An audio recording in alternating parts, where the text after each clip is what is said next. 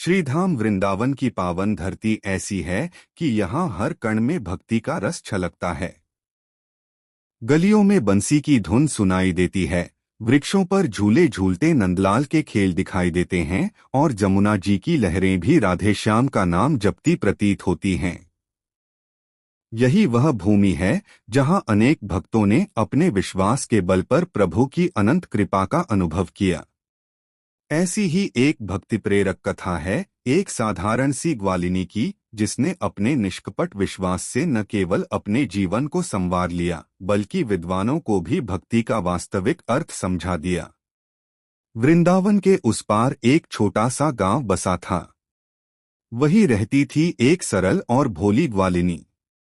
उसका जीवन बहुत ही साधारण था। रोज सुबह वह सिर पर मिट्टी की मटकी रखकर उसमें दही और दूध भरकर निकल पड़ती। मिट्टी का रास्ता, पाँव में चप्पल भी नहीं, हल्की सी साड़ी और माथे पर लाल सिंदूर। गांव से बाहर निकलते ही दूर से बहती जमुना जी दिखती। ग्वालिनी रोज घाट तक जाती, नाव वाले को 2 पैसे देती, जमुना पार करती और वृंदावन की गलियों में जाकर दही दूध बेचती। शाम को फिर नाव से वापस लौटती। इस तरह आने जाने में 4 पैसे प्रतिदिन खर्च हो जाते। उसके पास बहुत धन न था, पर संतोष और सादगी से जीवन जीती था। एक दिन उसका दही जल्दी ही बिक गया। वह सोच रही थी कि अब घर चलूं या कुछ देर विश्राम करूं। तभी उसके कानों में मधुर ध्वनि पड़ी। किसी ने ऊंचे स्वर में भागवत कथा का पाठ किया। जिज्ञासावश वह उधर बढ़ी। वहां एक विशाल बरगद के नीचे व्यास पीठ सजी थी। व्यास जी भगवा वस्त्र धारण किए, हाथ में माला लिए अत्यंत भाव से कथा सुना रहे थे। सैकड़ों ग्रामीण बैठे थे। कोई ध्यान मग्न, कोई अश्रु बहा रहा था, तो कोई हरे कृष्ण राधे श्याम बोल बोलकर आनंदित हो रहा था। ग्वालिनी ने मटकी एक किनारे रख दी और बैठ गई। उसका मन कथा में लग गया। व्यास जी कह रहे थे, भटक रहे हो संसार में कर कर भ्रष्टाचार। भाव सागर से जीव यह कैसे जावे पार। तनबल धनबल बुद्धिबल करे न एक हुकाम। एक बार मुख से कहो जय श्री राधे श्याम। सभी श्रोता गदगद हो उठे। व्यास जी ने आगे कहा, मनुष्य चाहे कितना भी बलवान हो, चाहे कितना भी धनवान हो या कितना भी विद्वान हो, संसार सागर से पार नहीं हो सकता। यह तो केवल और केवल नामस्मरण से संभव है। यदि एक बार भी हृदय से राधे श्याम का नाम ले लो तो भाव सागर से पार हो सकते हो। ग्वालिनी बड़े ध्यान से सुन रही थी। उसकी आंखें विस्मय से फैल गईं। उसके मन में गहरी छाप बैठ गई। जब राधे श्याम का नाम लेने से भाव सागर पार हो जाता है, तो फिर इस छोटी सी जमुना नदी को पार करना कौन सी कठिन बात है। दूसरे दिन जब वह सिर पर मटकी लेकर घाट पहुंची तो नाव वालों को बुलाने की बजाय सीधे जमुना जी की ओर बढ़ी। उसके मन में कोई संदेह नहीं था। उसने मटकी संभाली, आंखें बंद कीं और बोली, राधे श्याम। उसने पांव जल में रखा। आश्चर्य, पांव डूबा ही नहीं, मानो पानी ठोस जमीन में बदल गया हो। वह चौंकी, पर तुरंत दूसरा पांव भी रख दिया। लगातार राधे श्याम का नाम लेती रही और देखते देखते वह पार निकल गई। उसकी आंखें चमक उठीं। यह कोई सपना नहीं था, बल्कि प्रभु की साक्षात लीला थी। अब यह उसका रोज का नियम बन गया। वह नाव की बजाय सीधे जमुना पर उतर जाती और नाम स्मरण करते करते जल पर चलकर पार हो जाती। न नाव की झंझट, न पैसे का खर्च। उसे बहुत संतोष हुआ कि अब 4 पैसे प्रतिदिन बच जाते हैं। एक महीने में जब उसने देखा तो अच्छे खासे पैसे बच चुके थे। वह मन ही मन बोली, ये सब तो उस गुरुजी की कृपा है जिनकी कथा में मैंने यह मंत्र सुना था। ऐसे गुरुजी का आदर सत्कार तो अवश्य करना चाहिए। ग्वालिनी व्यास जी के घर पहुंची और हाथ जोड़कर बोली, गुरुजी, कल हमारे घर प्रसाद पाने के लिए कृपया अवश्य पधारें। व्यास जी ने मुस्कराते हुए कहा। अच्छा बेटी, अवश्य आऊंगा। ग्वालिनी बोली। मैं आपको लेने आ जाऊंगी। दूसरे दिन व्यास जी ने बड़े अच्छे कपड़े पहने। सफेद धोती कुर्ता, ऊपर शॉल, हाथ में छड़ी, आंखों पर चश्मा और जेब में घड़ी। उन्होंने सोचा कि आज मेरी शिष्या ने प्रेम से बुलाया है तो अवश्य श्रद्धापूर्वक स्वागत करेगी। ग्वालिनी समय से आ गई और उन्हें साथ लेकर चल पड़ी। जब दोनों जमुना घाट पहुंचे तो व्यास जी ने इधर उधर देखा। कोई नाव नहीं थी।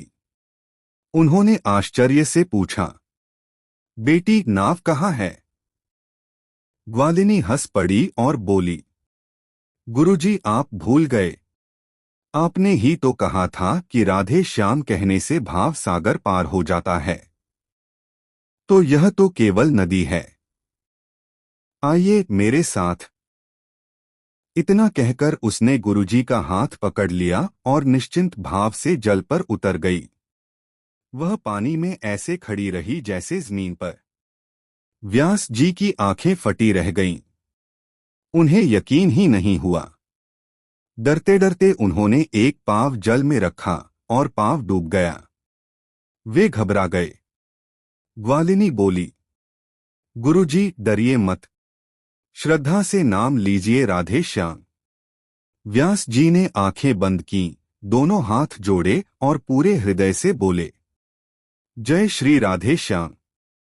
क्षण भर में उनका पाँव भी डूबा नहीं। अब वे भी ग्वालिनी के साथ जल पर चलते चले गए। व्यास जी के हृदय में कंपन हो रहा था। उनकी आंखें भीग गईं। वे सोचते रहे, मैं तो दिन रात शास्त्र पढ़ाता हूँ, कथा कहता हूँ, पर इतना दृढ़ विश्वास कभी मुझमें क्यों न जागा। यह तो साधारण ग्वालिनी है, पर इसका विश्वास असाधारण है। दोनों जब पार पहुंचे तो ग्वालिनी अपने घर ले गई। उसका घर बहुत साधारण था। मिट्टी की दीवारें, आंगन में तुलसी का चौरा, चारों ओर गाय बछड़े बंधे। ग्वालिनी ने आंगन में आसन बिछाया और व्यास जी को बैठाया। उसने बड़े प्रेम से उनके पांव धोए और स्नेहपूर्वक भोजन परोसा। थाली में सादा किंतु स्वादिष्ट भोजन, मोटे अनाज की रोटियां, दाल, हरी सब्जी और ताजा दही। ग्वालिनी सेवा करती रही और व्यास जी भावुक होकर देखते रहे। भोजन के बाद व्यास जी खड़े हुए। उनकी आंखों में आंसू थे। उन्होंने ग्वालिनी के चरणों में प्रणाम किया और कहा, बेटी, आज से तू ही मेरी गुरु है। तूने मुझे सच्ची भक्ति का मार्ग दिखाया। मैं तो केवल कथा सुनाता रहा, पर तूने उस कथा को जीवन में उतार लिया। यही तो असली साधना है। ग्वालिनी चौंकी और बोली, गुरुजी, आप यह क्या कह रहे हैं? आपने ही तो मुझे नाम का महत्व बताया था। मैं तो केवल मान गई। व्यास जी ने कहा, हाँ बेटी, यही तो अंतर है।